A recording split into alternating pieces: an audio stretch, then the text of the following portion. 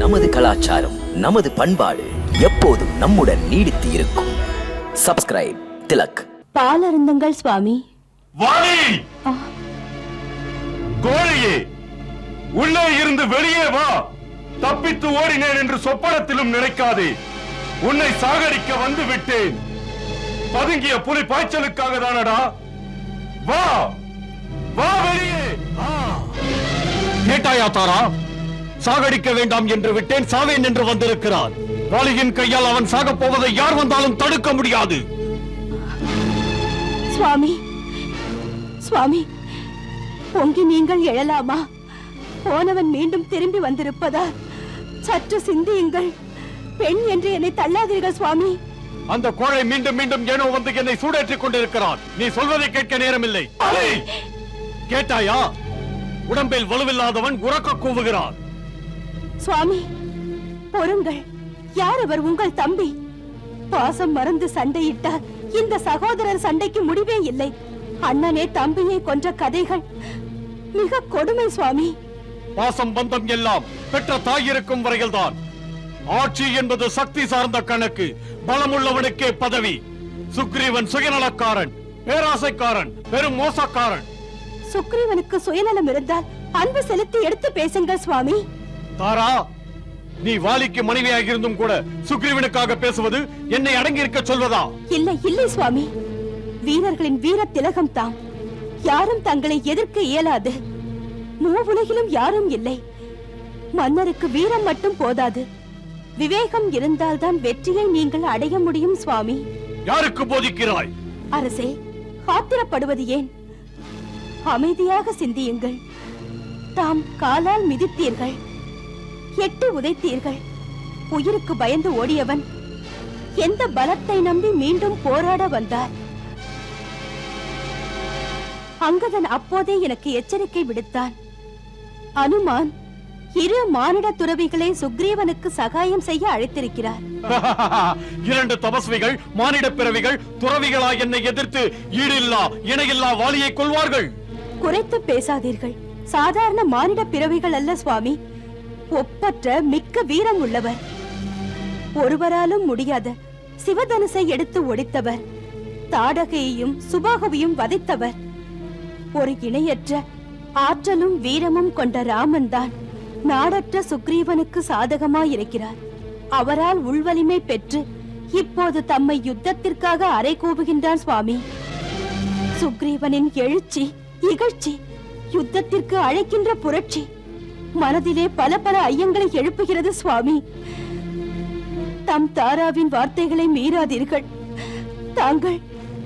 தாங்கள் இப்போது சுக்ரீவனை எதிர்த்து செல்லாதீர்கள் சுவாமி. நிறுத்து.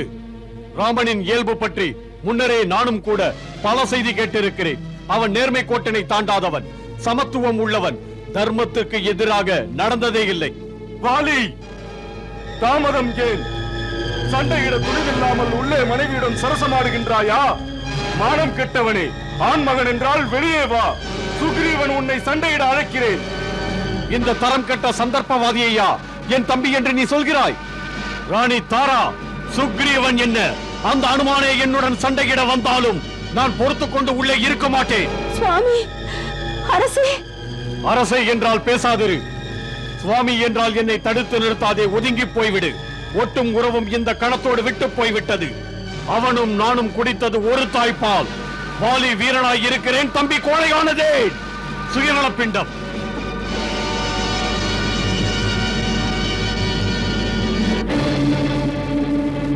சுவாமி, சுவாமி, அரசே, அரசே, உங்கள் அன்பு தந்தை தேவராஜன் இந்திரன் வழங்கியது. இந்த விஜய ஸ்வர்ண மாலையை அணியாமல் செல்கிறீர்களே.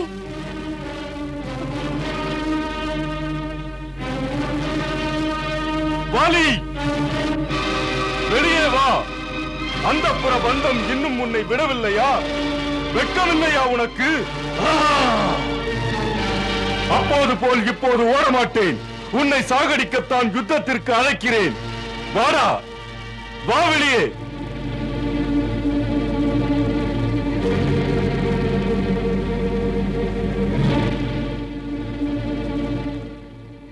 பெட்டையே, மீண்டும் வந்தாயா? அப்போதே உன் எலும்பை நொறுக்கி உடலை கிழித்துக் கொண்டிருக்க வேண்டும். இப்போது விடமாட்டேன். சாகப் போகிறாய் என்பது எனக்கு தெரியும். ஆனால் உன் சாவியின் கதவை தட்டும் என்று தெரியாது. சாவு யாருக்கென்று செத்த பிறகு உனக்கு தெரிய போவதில்லை. சுக்ரீவா, பொங்கும் எரிமலையுடன் மோதாதே. தாக்கும் முன் ஓடிவிடு. உன் தாய்தான் என்னையும் பெற்றாள். ஓடிய சுக்ரீவனை கண்டு நீதான் ஓடப் போகிறாய். அதையும் பார்க்கலாம். தம்பியின் தலை மீது சாவி என்று எழுதியிருந்தால் வா, புறப்படு. சரி, நட.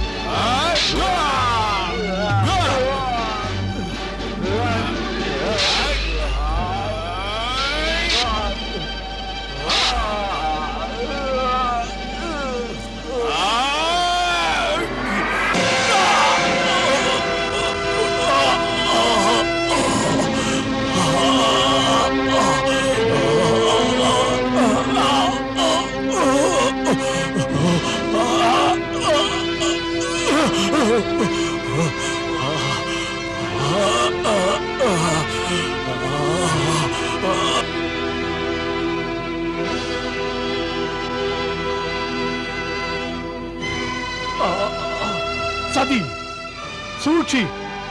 நான் தோற்கவில்லை. சதியால் தோற்றேன். சதி செய்து ஏமாற்றினாய். உனக்கு நாணம் இல்லையா சுக்ரீவா? பெட்டையே, பேடியே, அடே, என்ன நினைத்து விட்டாய்? இது உன் வெற்றியா? மாற்றானை வைத்து மறைந்திருக்க சொல்லி என் மீது பானமிடச் சொன்னாய். இது உன் வீரமா? அடே முட்டாள், நீ உன் ஜாதிக்கே நீதி கெட்டு நடந்தாய். துரோகம் செய்தாய். சகோதர துரோகம் செய்தாய். கேடுகட்டவனே.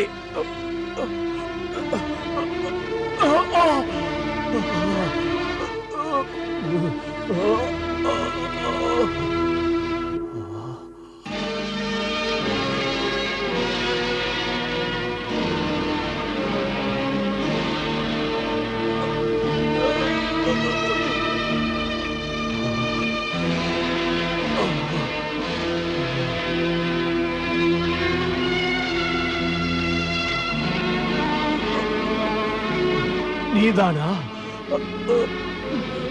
ராமன் என்பது நீதானா? சூரிய குலத்து மைந்தனே ஸ்ரீராமா, தசரதன் செல்வமே ஸ்ரீராமா. தாழாத கீர்த்தியும் வீழாத கொடையும் கொண்ட அகண்ட ஆர்யாவர்தத்தின் இலக்கணமே நீ அந்த ராமன் தானே? தாம் நினைப்பது சரிதான் வாலி. இவர்தான் மரியாதைக்குரிய ஸ்ரீராமன். முதன் முறையாக பார்க்கிறேன். கிஷ்கிந்தை மன்னன் வாலியின் வணக்கத்தை ஏற்றுக்கொள்வாயா?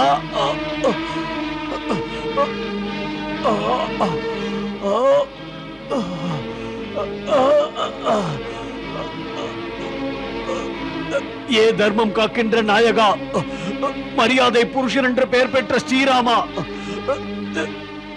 என் புரியாத கேள்விக்கு பதில் என்ன? எந்த மரியாதையை ராமா நீ காப்பாற்றி இருக்கிறாய்? நியாயம் தெரிந்தவன் மறைந்திருந்து என் மீது பானம் எய்தினாய். இப்படி நீ செயல்பட்டது சுத்த வீரனின் லட்சணமா? இதனை நீ நியாயப்படுத்துவாயா ராமா? இப்படி செய்தது பூரணச்சந்திரனுக்கு கரும்புள்ளி வைத்தது போல் இல்லையா ராமோ? ராமா வாய்த்திர, ராமா வாய்த்திர, விடை சொல் ராமா, விடை சொல்.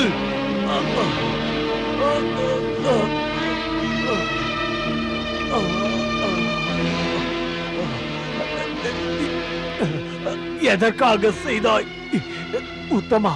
ராமா, உள்ளம் உறுத்துகிறதா?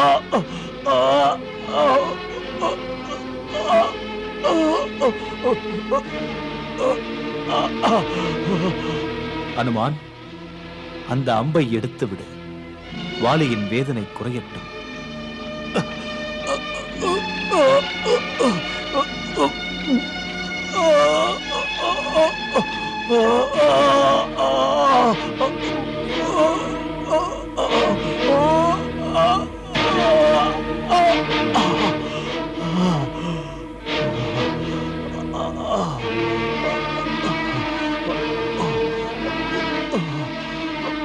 உனக்கு கருணை இருக்கிறது ஸ்ரீராமா. ஒரு கேள்விக்கு விடை சொல். சண்டை போட்டது தம்பியும் அண்ணனும். இடையிலே வந்து மறைந்து பானம் விடுவது சூரிய குலத்துக்கு அடுக்குமா ராமா? என்னை கொன்று ஆண் மக்கள் நிறைந்த சபையிலே எப்படி நீ நிமிர்ந்து நிற்பாய்? பகை என்பது எனக்கும் உனக்கும் இல்லை ராமா. இதோ நிற்கிறானே சுக்ரீவன், இவன் உனக்கு நண்பன், நான் உனக்கு பகைவனா? வாலியின் கேள்வி ஆணவ கேள்வி, ஆணவமே இது நீதியின் வேள்வி. வென்றது பார் சுக்ரீவனின் மாலை, வீட்டிய பாபத்தின் விலை அந்த மாலை. காரணம் நீ செய்த தீமைகள் தானே. ராமா, என்னை ஏன் பகைவனாக பார்த்தாய்? நண்பனின் பகைவன் எனக்கும் பகைவன். சுக்ரீவன் என் பிரிய நண்பன். தம்பி என்றும் பாராமல் துன்புறுத்தினாய். அந்த பாவத்துக்குரிய தண்டனை அளிக்க நண்பனிடம் உன்னை கொல்வதாக உறுதிமொழி கூறினேன். ரகுவம்சத்தார் உறுதிமொழி கொடுத்தால் உயிர் போனாலும் கூட உறுதிமொழியை காப்பாற்றுவார்கள். உறுதிமொழியை காப்பாற்றுவதுதான் உயிரினும் மேலான கடமை. அவ்வாறு செய்வதற்காக தூற்று மொழிகளையும் அவர்கள் ஏற்றுக்கொள்வார்கள். ராமா, சுக்ரீவனுடன் நட்பு வைத்துக் கொண்டதற்கு ராவணன் கடத்தி சென்ற உன் மனைவி சீதையை மீட்கும் சுயநல எண்ணம் தானே காரணங்கள். அண்ணனுக்கு பயந்து கொண்டு அவமானத்தை பொறுத்துக் கொண்டு எங்கேயோ ஓடி ஒளிந்து மறைந்து கொண்ட இந்த கோழைதானா உனக்கு உதவி செய்ய முடியும் என்று நீ எண்ணுகிறாய்? உன் தேவியை மீட்க கிஷ்கிந்தை மன்னன் வாலியிடம் வந்திருந்தால் பிரச்சனை ஏது? அந்த தரம் கட்ட ராவணனை கட்டி இழுத்து வந்து உன் சரணங்களில் போட்டிருப்பேன். சீதா தேவியை அவன் கடலுக்கடியில் மறைத்திருந்தாலும் ஆகாயத்திலோ பாதாளத்திலோ கொண்டு வைத்திருந்தாலும் நான் சீதா மாதாவை கொண்டு வந்திருப்பேன். எந்த முறையில் தர்மத்தை மறந்து நீ வாலியை வதம் செய்தாய்? இந்த அநீதிக்கு நீ நியாயத்தின் பார்வையில் ஒருபோதும் உத்தமனாய் தப்பிக்க முடியாது. ஒருவன் பிறந்தால் அவன் ஒரு நாள் மடிவான். இறப்பதற்காக வாலியின் மனதில் வேதனை இல்லை. நான் போனால் சுக்ரீவனுக்கு ராஜ்யம் கிடைக்கும். அது ஒன்றும் தவறல்ல. தவறு இதுதான். ராமானி, யுத்த பூமியில் என்னுடன் வீரனை போல் நேருக்கு நேர் நின்று யுத்தம் புரியவில்லை. எங்கோ மறைந்து நின்று பானம் செலுத்தினாய். ராமானி, நிரபராதியை கொல்ல துணிந்தாய். நீ செய்த பாவத்திற்கு பரிகாரம் என்றுமே இல்லை. ராமா, என்றுமே இல்லை.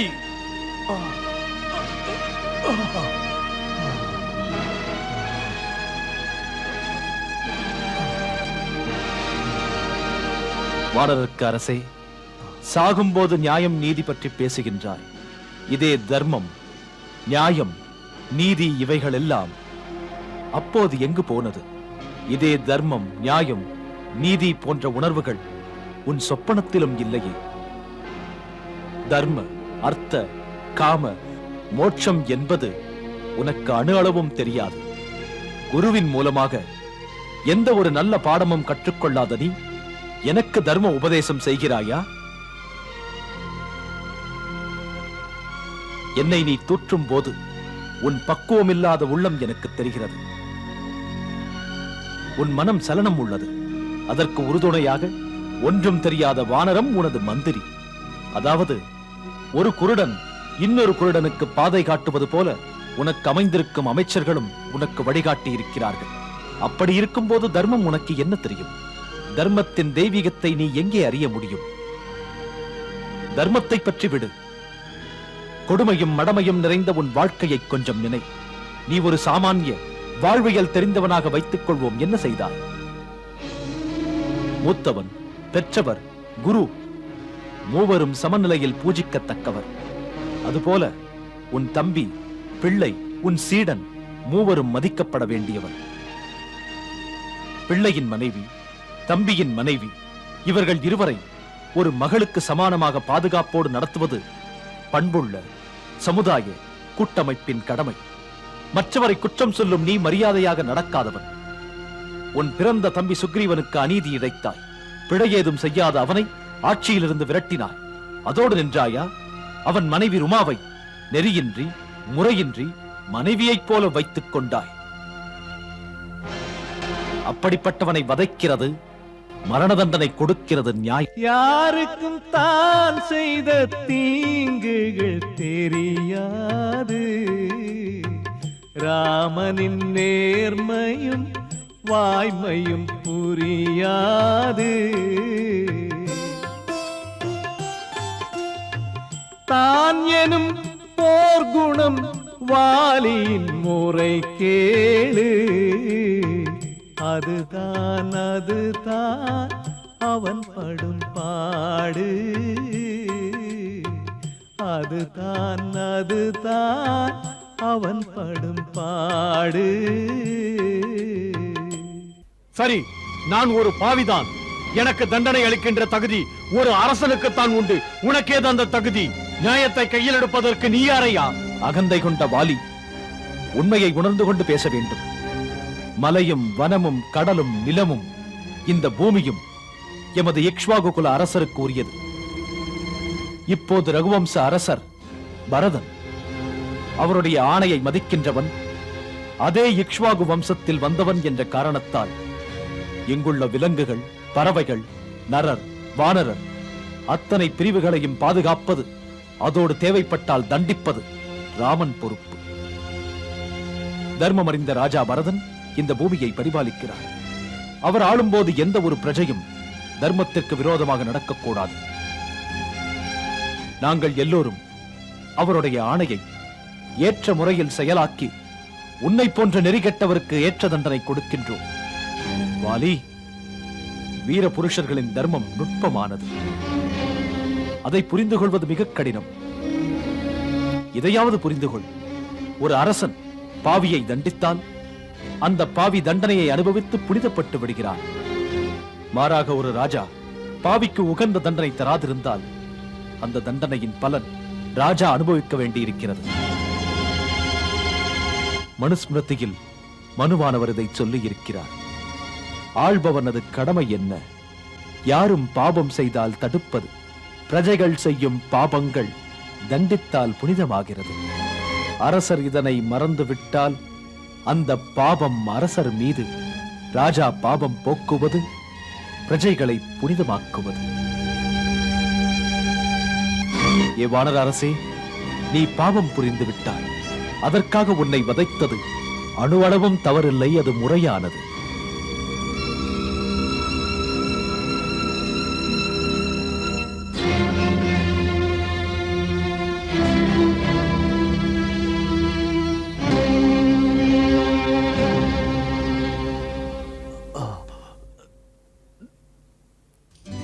தர்மத்தின் சுரூபமே ராமா, இந்த பாவியின் மனதில் மெல்ல மெல்ல தெளிவுகள் உண்டாகின்றது. பாவியின் ஆத்மா பழுதுபடவில்லை, பரமாத்மாவை பாவியின் ஆத்மா புரிந்து கொண்டது. அடிபட்ட வேதனையில் ஏதேதோ புலம்பி விட்டேன். அறியாமையின் விளைவால் சத்திய ஸ்வரூபமான உங்களை சாடிவிட்டேன். அதற்காக மன்னியுங்கள் பிரபு. தமது கனிந்த கருணையுள்ள நேச நெஞ்சத்தின் பரிவு உணர்ச்சியை நான் இங்கு கண்டுகொண்டேன். ஏ கருணை கடலே, சாகும் நேரத்தில் எனக்கு தெளிவு பிறந்தது. சாகும் முன்னே உங்கள் திருவடிகளை தொட என்னை அனுமதியுங்கள் பிரபு.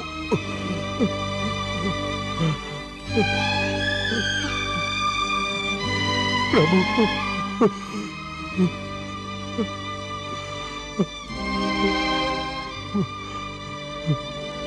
வானரராஜனே, பிராயச்சித்தம் நீ தப்பை உணர்ந்த போதே கிடைத்து விட்டது. மனுவே சொன்னார், ராஜாவின் தண்டனையை பெற்று மனிதன் தன்னுடைய பாபத்திலிருந்து விடுபட்டு விடுகிறான் என்று. வாலிராஜனே, நீ இப்போது பாபம் இல்லாதவன். அது பற்றி கவலைப்படாதே. உன் உள்ளத்திலிருந்து மரண பயத்தை எடுத்துவிடு.